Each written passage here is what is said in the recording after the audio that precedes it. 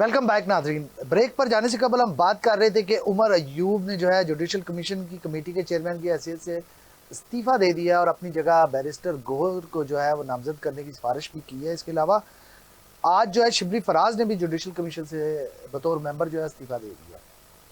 तो इस हवाले से हमारे साथ जो हमें ज्वाइन किया है हमारे नए गेस्ट हैं बाकर हसनैन, हमारे सीनियर तजियाकार है। बाकर, ये जो उमर अयूब ने जुडिशल कमीशन के चेयरमैन की हैसियत से इस्तीफ़ा दे दिया और उसके अलावा शिबली फराज ने भी रिज़ाइन कर दिया है, तो क्या मुस्तकबिल देख रहे हैं जुडिशल कमीशन का? कोई मामला रुक जाएंगे जुडिशल कमीशन के, क्या होगा इसका? काशिफ, सबसे पहले तो बहुत शुक्रिया, आपने मुझे मौका दिया बोलने का, अपने ख्यालात का इजहार करने का। अगर हम बात करें सियासत की, तो सियासत हमेशा से ही उखाड़ पिछाड़ तब्दीलियों का ही नाम रही है। तब सियासत में आप देखेंगे बहुत सारी जगहों पर तब्दीलियाँ होती भी रहती हैं, तब्दीलियाँ की भी जाती हैं, और सियासत नाम ही तब्दीलियों का है। अब जिस तरह जुडिशल कमीशन के चेयरमैन की हैसियत से उमर अयूब ने भी इस्तीफ़ा दे दिया है, दूसरी जानिब शिबली फराज ने भी रुकनीत से, जुडिशल कमीशन की रुकनीत से भी इस्तीफ़ा दे दिया है। तो अब देखना यह है, क्योंकि उमर अयूब बतौर अपोजिशन लीडर बैठ रहे थे असम्बली में भी, तो अब देखना यह है कि क्या वो अपोजिशन लीडर का किरदार भी अदा करेंगे या उससे भी बैकफुट पर जाएंगे। क्योंकि हम ये देख रहे हैं कि 27 या 24 नवंबर फाइनल कॉल के बाद से बानी पीटीआई की जानिब से जो एहतजाज की कॉल दी थी, जो डी चौक के बाद, उसके बाद से हम ये सुन रहे हैं और ये देख भी रहे हैं कि पीटीआई में मुसलसल उखाड़ पिछाड़ और तब्दीलियों की बाज़गश जो है वो सुनाई दे रही है। बल्कि लास्ट दिनों हमने ये भी सुना था कि जो उनके सेक्रेटरी इत्तलात हैं बैरिस्टर सलमान अकरम राजा, उन्होंने भी इस्तीफ़ों का कहा था कि उनकी जानिब से भी इस्तीफ़े दिए गए।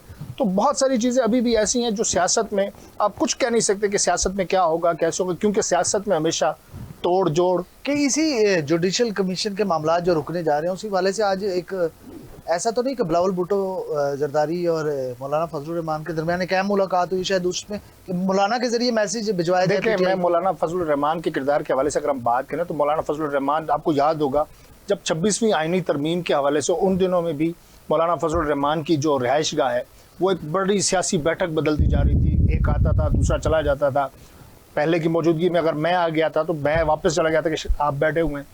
तो अभी भी मौलाना फजलुर रहमान का जो किरदार है वो जुडिशल कमीशन के लिए क्या कहानी आज जो मुलाकात हुई है मौलाना? और इस मुलाकात में मैं आपको बताऊं कि जुडिशल कमीशन के हवाले से भी डिस्कस हुई है और इसमें बहुत सारे और भी फैसले हुए हैं। जैसे अपोजिशन के हवाले से हम बात कर रहे थे कि अपोजिशन पे भी जा सकते हैं।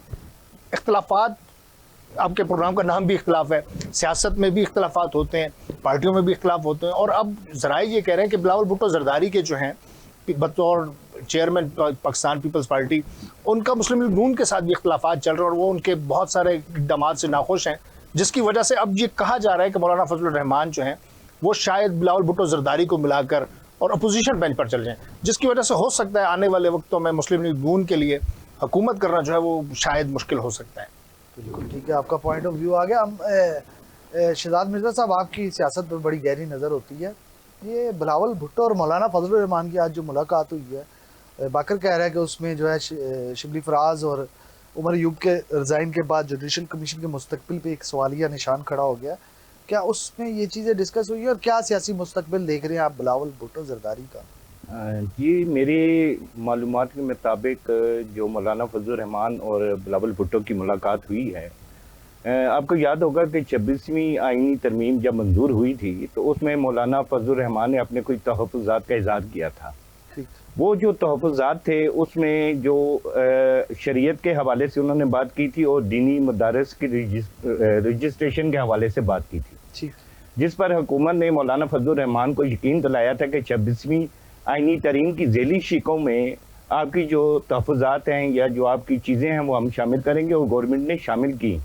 उसके बाद जो 26वीं आईनी तरमीम के बाद जो कौमी असम्बली का इजलास मुनक़िद हुआ था, उसकी ज़ैली शिकों में जो मौलाना फजलुर रहमान की तहफ़्फ़ुज़ात वाली शिकें थी वो शामिल करके उनको पास करवा दिया गया था। ठीक, नहीं, मैं लेकिन इनसे इख्तिलाफ करूँगा, क्योंकि बिलावल भुट्टो जरदारी साहब की जानिब से ये बयान जो आज मीटिंग हुई है उसमें ये डिस्कस किया गया है कि मौलाना की जानिब से शिकों में जी मैं वही बात कर रहा हूं, रजिस्ट्रेशन के हवाले से बात की गई थी, लेकिन अब क्योंकि सदर ने उस शिक पर अभी तक इम्प्लीमेंट नहीं किए, उस पर साइन नहीं किए, जिस पर मौलाना फजलुर रहमान अभी भी अपने तहफ़्फ़ुज़ात का इज़हार कर रहे हैं कि हमें ये कहा गया था 26वीं आईनी तरमीम में कि हम जो मदारिस की रजिस्ट्रेशन है उस पर उस एक्ट को लागू करेंगे, लेकिन अभी तक सदर की जानिब से उस शिक पर, उस एक्ट पर अभी तक जरदारी साहब क्यों नहीं है?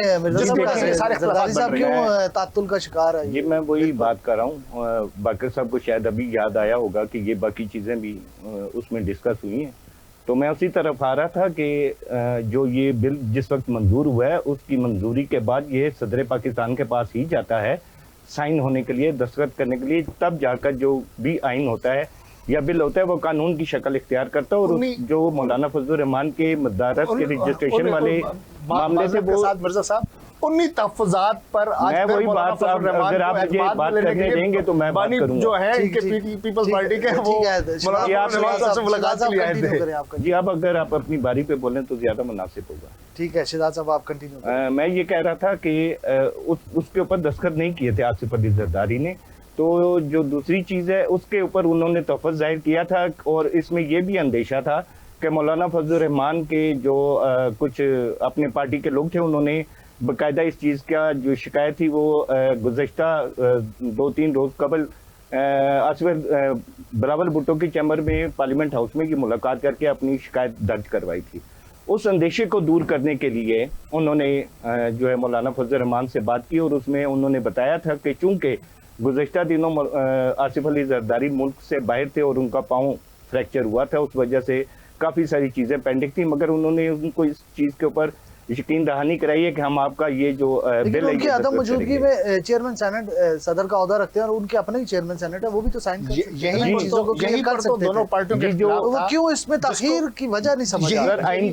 आइन के मुताबिक यही तो उनका इख्तिलाफ है कि सदर की जानिब से एक पहुंचा दिया गया है, एक्टिंग सदर भी मौजूद है, तो साइन क्यों नहीं हो रहे? इसी इख्तिलाफ को कम्युनिकेशन के जराए और भी तो है ना। जरदारी साहब कह सकते थे यूसुफ रजा गिलानी को कि बतौर सदर आप इसको। जो यूसुफ रजा गिलानी का अगर आइन के हवाले से बात की जाए, जो आइन में तरमीम का बिल होता है उसके ऊपर सदर पाकिस्तान ही दस्तखत करते हैं। उसके ऊपर कायम सदर जो होता है वो सिर्फ जो आगे कवानीन या जो मामला चल रहे होती है उसकी निगरानी करता है। केयर टेकर आप कह सकते हैं, या वो उसके ऊपर वो करते हैं। बिलावल के हवाले से बात हो रही है तो हमारे जो रिपोर्टर हैं अपने इन्वेस्टिगेशन के डोगर साहब, आपके पास एक खबर है, सुना है कि बिलावल भुट्टो से कुछ शख्सियात लग रहा है उन्हें कि शायद पीपल्स पार्टी का टेन्योर शुरू होने लगा है, जो आधा आपका आधा हमारा टाइम। तो कोई किसी अहम सियासी शख्सियत की सुना है मुलाकात हुई है बिलावल भुट्टो से? पिछले दिनों फैसल वाडा की मुलाकात हुई है और मौलाना फजलुर रहमान साहब की मुलाकात हुई है। और फैसल वाडा की मुलाकात किस हवाले से हुई है? फैसल वाडा सर आप उनको बेहतर जानते हैं, वो पिछले 1.5-2 महीने से उनकी प्रेस कॉन्फ्रेंस से बयानात निकाल के देख लें। और ज़राए का ये कहना है रिपोर्टेडली कि पिछले 1.5-2 माह से ही उनकी एक CV जो है वो PM ऑफिस में जो है वो गर्दिश कर रही है। अच्छा, अब हुकूमत उनको लिफ्ट नहीं करवा रही, उनके बयानात देख लें। और अब वो जो है CV उनकी PM हाउस में गर्दिश कर रही है, प्रेस कॉन्फ्रेंसेस में वो अक्सर नून लीग के खिलाफ बोलते हुए नजर आते हैं, ये क्या मामला है? मतलब वो CV पे अमल दरामद नहीं हो रहा ना, CV पेंडिंग पड़ी हुई है सर। अच्छा, आज इसीलिए वो प्रेशर में लाने के लिए वो अपनी नौकरी सीधी करने के चक्कर में। तो बिलावल से क्यों मुलाकात कर रहे हैं सर? बिलावल से देखें ना, अब उनको पता है कि यार ये जो हुक्मरान जमात है मुस्लिम लीग नून, तो इनका अब रोटी पानी दाना पूरा हो गया है। तो चूँकि वो राहत अंदौरी साहब ने कहा था ना, किराएदार हैं, मालिक मकान थोड़ी हैं, जो आज साहब मसनद हैं वो कल नहीं होंगे। किराएदार है, कोई ज़ाती मकान थोड़ी हैं। तो आपको पता है फैसल वाडा साहब फिर कहाँ से आते हैं और उनको बयानात प्रेस कॉन्फ्रेंस से किन के हुक्म पर करते हैं। उन्होंने भी कोशिश की है कि यार इनको कई बिरोने मुल्क की किसी न किसी मुल्क में, किसी अरब कंट्री में जाके सफ़ीर शफीर लगा दें। तो लेकिन हुकूमत अब हम ही नहीं पा रही, क्योंकि हुकूमत के पास और भी बहुत सारी लोगों की CVs और लिस्टें पड़ी हुई हैं।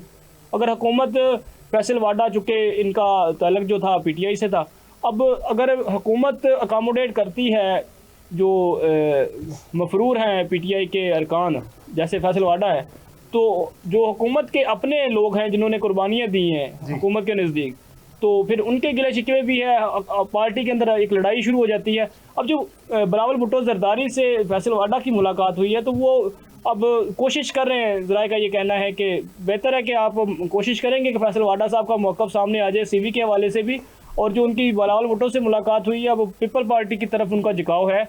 उनको लग रहा है कि आइंदा आने वाली जो हुकूमत है उनमें बिलावल भुट्टो जरदारी को जो है वो अकोमोडेट किया जा सकता है। लेकिन हकायक जो हैं जो वो किसी मुख्तलिफ तरफ। जी, आपका पॉइंट ऑफ व्यू बाकर कुछ कह रहा काशिम साहब, मुझे एक बड़ा अच्छा शेर याद आ रहा है, इश्क के इम्तिहान है रोता है क्या, आगे आगे देखिए होता है क्या। सियासत जोड़ तोड़ का काम है, जोड़ तोड़ का नाम है। बिलावल भुट्टो जरदारी की मौलाना फजलुर रहमान से मुलाकात, फैसल वाडा की मौलाना फजलुर रहमान से मुलाकात, और फिर शिक्कों पर भी एतराज़, मौलाना फजलुर रहमान नाला। दूसरी जानब पाकिस्तान पीपल्स पार्टी मौलाना फजलुर रहमान को मनाने के लिए, स्पेशली आज अगर बात करूँ, मनाने के लिए पहुँच गई है। तो मैं ये देख रहा हूँ कि शायद जो गवर्नमेंट है, मुत्तहिदा गवर्नमेंट जिसे आप कह सकते हैं, क्योंकि अभी ये जमातों का इज्तिमा है जो गवर्नमेंट कर रहा है, तो मुझे ये नज़र आ रहा है कि जो मुस्लिम लीग नून की जो भी लीडरशिप है उसमें भी आप कह सकते हैं कि थोड़ी हलचल नजर आएगी, क्योंकि मौलाना फजलुर रहमान भी एक सियासी कद्दोकामत रखते हैं।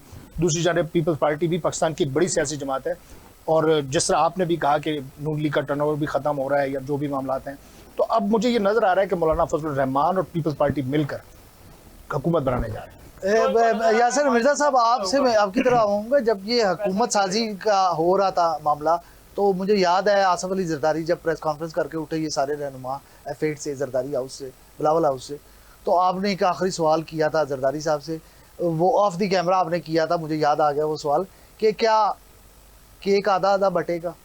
तो वो आधा केक मुकम्मल हो चुका है या अभी कुछ टाइम बाकी है? नहीं, अभी इतनी जल्दी ये पॉसिबल नहीं है। जैसे बाकर साहब ने कहा, इनकी अपनी एक राय हो सकती है कि इतनी जल्दी पोजीशन में, क्योंकि आसिफ अली जरदारी और बिलावल भुट्टो ने पहले ही कह दिया था कि हम गवर्नमेंट नहीं लेंगे।